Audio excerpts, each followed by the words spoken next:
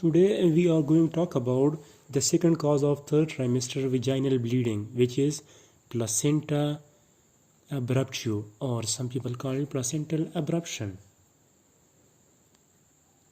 Definition of placental abruption: isolation of placenta from implanted side before fetal delivery or fetus delivery is called placental abruption. In this case, when blood stays between uterus and membrane, it is called concealed hemorrhage. But if blood find a way to cervix, we call it external hemorrhage. Placental abruption has two types. The first one is partial placental abruption and the second one is total placental abruption. Etiology: exact cause is unknown, but the following may have roles in placental abruption: increased age and parity, preeclampsia, chronic hypertension, preterm rupture of membrane or PROM, cigarette smoking, thrombophilias. In this case, there is high risk of thromboembolism and infarction. Cocaine use, prayer abruption, uterine leiomyomas.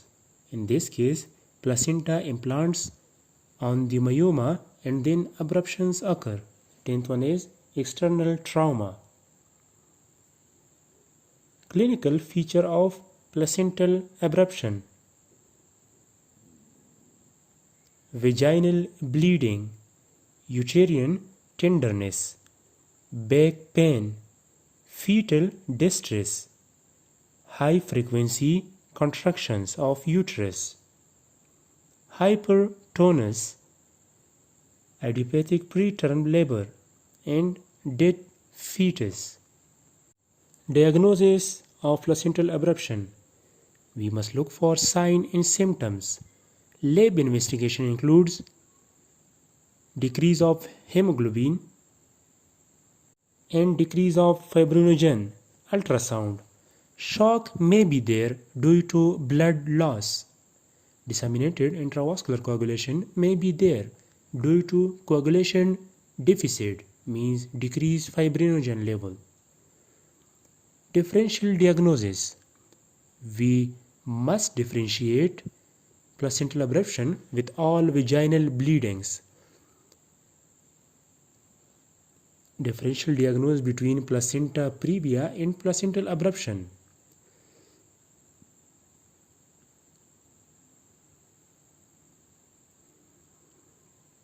You can see in this chart the differences between placenta previa and placental abruption. For example, bleeding.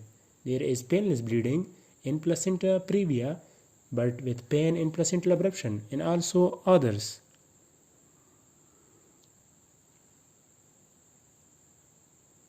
Now we are going to talk about management. The first one is expectant management in preterm pregnancy. If the fetus is immature or pregnancy time is less than 35 weeks, we give bed rest to the patient. Delivery: if there is uterine hypertonus, fetal hemorrhage, maternal hemorrhage, and placental abruption,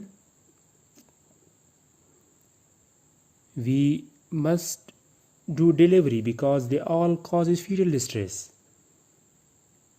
Delivery: there is two types of delivery, vaginal and cesarean. Indication of vaginal delivery: if placental isolation is less, no bleeding, cervix is ready, pregnancy time is greater than 36 weeks, and no other complications. Cesarean indication: if there is fetal distress, mother is hypovolemic, risk of coagulopathy, high separation of placenta, non-controllable concealed hemorrhage.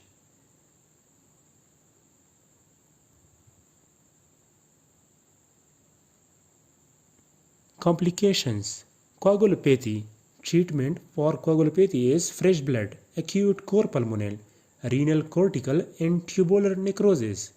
Convolular uterus. Treatment for convolular uterus is hysterectomy, as you can see in this picture.